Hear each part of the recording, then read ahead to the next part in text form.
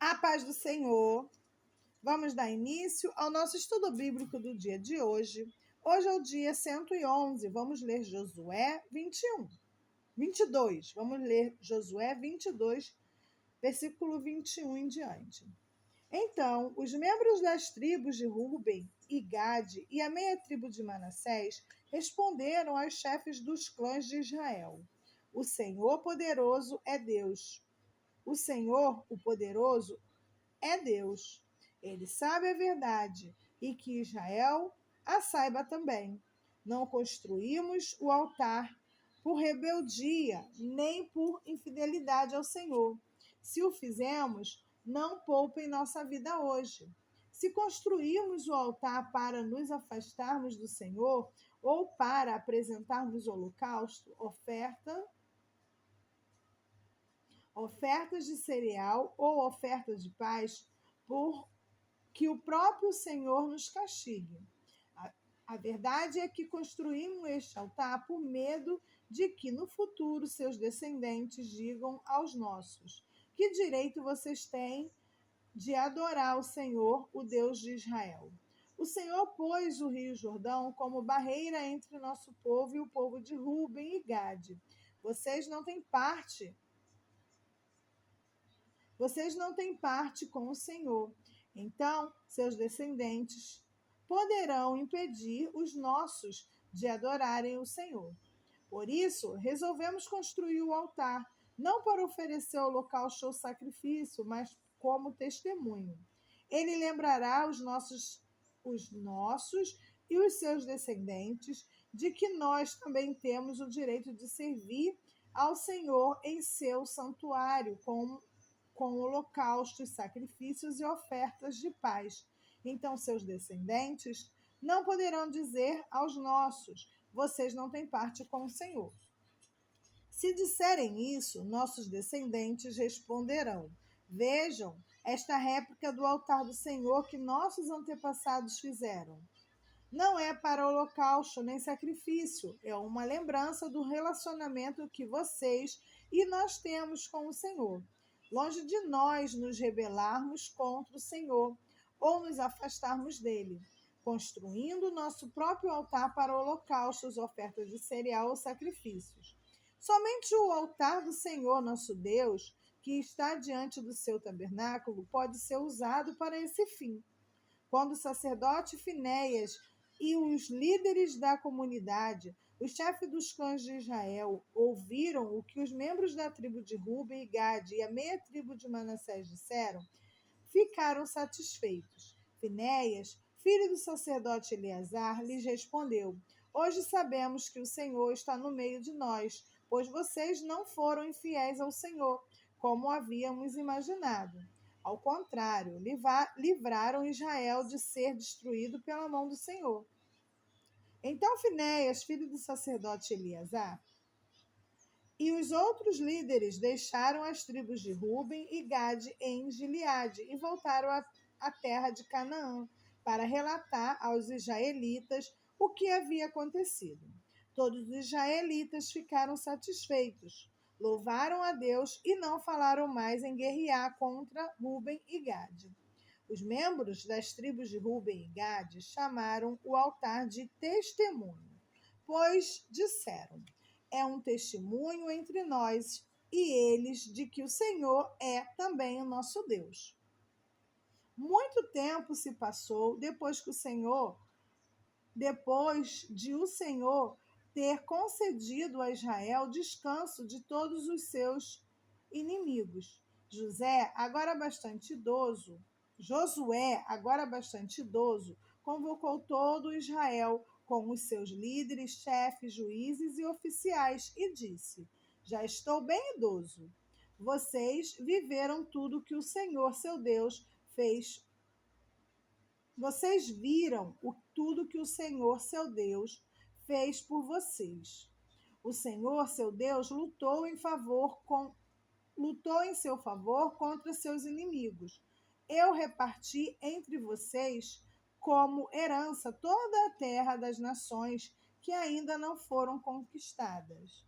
bem como as terras das nações que já derrotamos desde o rio Jordão até o mar Mediterrâneo, a oeste. Esta terra será de vocês, pois o Senhor, seu Deus, expulsará diante de vocês os povos que habitam ali. Vocês tomarão posse da terra deles, conforme o Senhor, seu Deus, lhes prometeu. Por isso, esforce-se ao máximo para cumprir cuidadosamente tudo que Moisés escreveu no livro da lei. Não se desvie dele, nem para um lado, nem para o outro. Não se misturem com os povos que ainda restam na terra.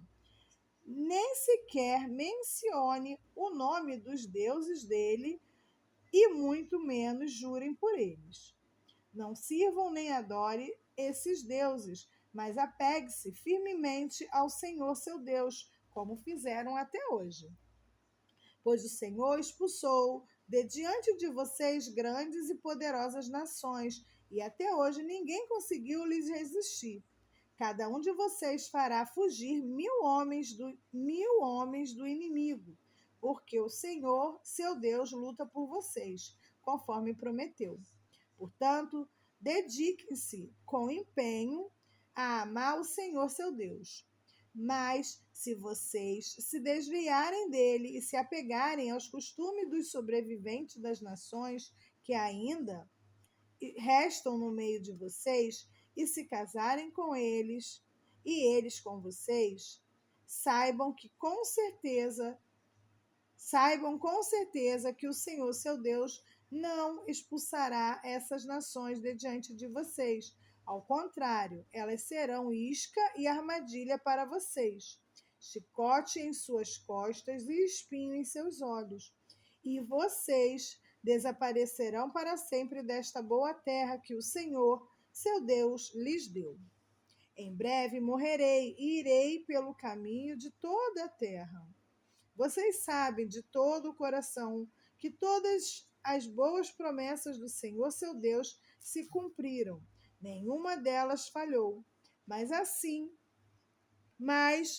como o Senhor, seu Deus, lhes deu as coisas boas que ele prometeu, também fará vir calamidade sobre vocês, se desobedecerem. O Senhor, seu Deus, os eliminará completamente desta boa terra que lhes deu, se vocês quebrarem a aliança do Senhor, seu Deus, servindo ou adorando outros deuses. A ira do Senhor arderá contra vocês e desaparecerão rapidamente da boa terra que lhes deu. Amém. Vamos ler Lucas 20, de 27 a 47.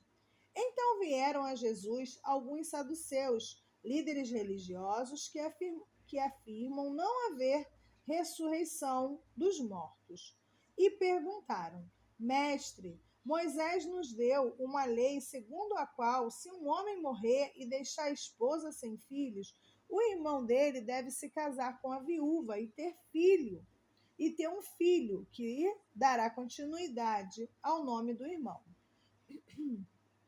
Numa família havia 7 irmãos. O mais velho se casou e morreu sem deixar filho. O segundo irmão se casou com a viúva, mas também morreu. Então, o terceiro irmão se casou com ela. O mesmo aconteceu aos 7 irmãos, que morreram sem deixar filhos. Por fim, a mulher também morreu. Diga-nos, de quem ela será esposa na ressurreição? Afinal, os 7 se casaram com ela. Jesus respondeu: o casamento é para pessoas deste mundo, mas na era futura, aqueles que forem considerados dignos de ser ressuscitados dos mortos não se casarão, nem se darão em casamento, e nunca mais morrerão. Nesse sentido, serão como os anjos. São filhos de Deus e filhos da ressurreição. Agora, quanto a haver a ressurreição dos mortos, o próprio Moisés provou isto quando escreveu a respeito do arbusto em chamas. Ele se referiu ao Senhor como o Deus de Abraão, o Deus de Isaque e o Deus de Jacó. Portanto, ele é o Deus dos vivos e não dos mortos, pois para ele todos vivem. Mestre, o Senhor bem disse, comentaram alguns mestres da lei. Mestre, o Senhor disse bem, comentaram os mestres da lei, e ninguém mais teve coragem de lhe fazer perguntas. Então Jesus lhes perguntou: por que se diz que Cristo é filho de Davi? Afinal, o próprio Davi escreveu no livro de Salmos: o Senhor disse ao meu Senhor: sente-se no lugar de honra à minha direita, até que se humilhe seus inimigos e os ponha debaixo de seus pés. Uma vez que Davi chamou o Cristo de meu Senhor, como ele pode ser filho de Davi? Então, enquanto as multidões o ouviam, Jesus se voltou para seus discípulos e disse: cuidado com os mestres da lei. Eles gostam de se exibir com vestes longas e de receber saudações respeitosas quando andam pelas praças. E como gostam de sentar-se em lugares de honra nas sinagogas e à cabeceira da mesa dos banquetes. No entanto, tomam posse dos bens das viúvas de maneira desonesta e depois, para dar a impressão de piedade, faz longas orações em público. Por causa disso, serão duramente castigados. Amém. Vamos ler Salmos 89, de 14 a 37. Justiça e retidão são os alicerces do teu trono. Amor e verdade vão à tua frente. Feliz é o povo que ouve o alegre chamado para adorar, pois andará na luz de tua presença, Senhor. O dia todo eles se alegram em teu nome e exultam em tua justiça. Tu és a força gloriosa deles. É do teu agrado nos fortalecer. Sim, nossa proteção vem do Senhor. Ele, o Santo de Israel, nos deu nosso rei. Muito tempo atrás, numa visão, falaste a teus fiéis e disseste: levantei um guerreiro dentre o povo e escondi para ser rei. Encontrei meu servo Davi e o ungi com o meu santo óleo. Com minha mão o firmarei, com o meu braço o fortalecerei. Seus inimigos não o derrotarão, os perversos não o dominarão. Esmagarei seus adversários diante dele. Destruirei aqueles que o odeiam. Minha fidelidade e meu amor o acompanharão. Em meu nome ele crescerá em poder. Estenderei seu governo sobre o mar, seu domínio sobre os rios. Ele me dirá: tu és meu Pai, meu Deus e a minha rocha e a rocha de minha salvação. Darei a ele os privilégios de filho mais velho, e ele será o rei mais poderoso da terra. Eu o amarei e lhe serei bondoso para sempre. Minha aliança com ele jamais será quebrada. Farei que ele sempre tenha herdeiro. Enquanto existirem os céus, seu trono não terá fim. Se, porém, seus descendentes abandonarem minha lei e não conseguirem meus estatutos, se não obedecerem os meus decretos e não guardarem meus mandamentos, castigarei seu pecado com a vara e a sua desobediência com açoites. Contudo, não desistirei de amá-lo, não deixarei de lhe ser fiel.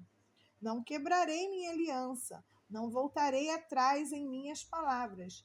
Fiz um juramento a Davi, e em minha santidade não minto. Sua dinastia continuará para sempre. Seu reino permanecerá como o sol. será duradouro como a lua, minha fiel testemunha no céu. Amém. Vamos ler Provérbios 13, de 17 a 19. O mensageiro desleal depara com dificuldades, mas o mensageiro confiável traz cura.